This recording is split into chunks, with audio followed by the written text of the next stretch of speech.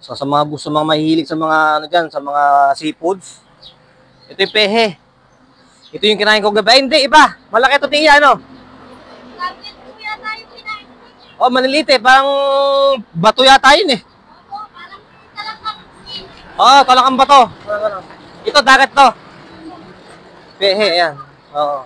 Ah, ito naman yung ano. Talaba. Iniiyaw to, di ba, tiya? Opo, iyaw. Okay, isang araw, kakain tayo ng isang araw. Sa ngayon, ano muna, mamurahin lang muna. Ayan. So, punta na kayo hanggat maaga, hanggang 10:30 lang si Tia. Ayan. Ayan. Pag hindi nyo makita si Tia, message nyo na lang doon, no? Sa Facebook. Facebook, ayan, I-follow nyo lang si Tia, friend nyo lang, ayan. Iya Seafoods, Fresh Seafoods, ayan. Kapatid mo, Tia? Asawa ko. Ah, asawa. Kala ko kapatid, magkamukha kayo eh. Ay, kapatid pala, Tia. Ayan. Ay, asawa pala, Tia. Ayan. Ayan. Dami, oh. Nag-deliver din po. Ah, pwede rin mag-deliver. Ayan. Malapit lang, kami na lang ang nag-deliver, basta kaya. Okay, pag malapit, pwede nang deliver. Alam mo, kaya Pabili Express. Pwede na, no? Okay, pwede pa lang deliver. Ayan. Chat lang kayo, Tia. Ayan. Dami. So, ayan, Hirap pa. Marami bumibili rito pagka dumadaan ako eh. So, ayan.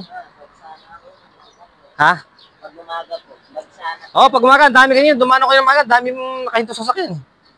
So, ayan. Bili na kayo kay Tia. Tracking po, mga nag-disabilihan din dito. Ah, nakatrack ka. Oh, ayos. Mataga-tarlak. Matuloy talaga yung tindahan ni Tia. Ito lang kasi meron dito. Ito lang. Sa palengke, ano eh. Iba na sa palengke, ano na eh, masangsang na eh. Ano, dito fresh talaga. Pampano. Sa palengke po, hindi po tama ang timpang. Ay, oo nga, hindi tama.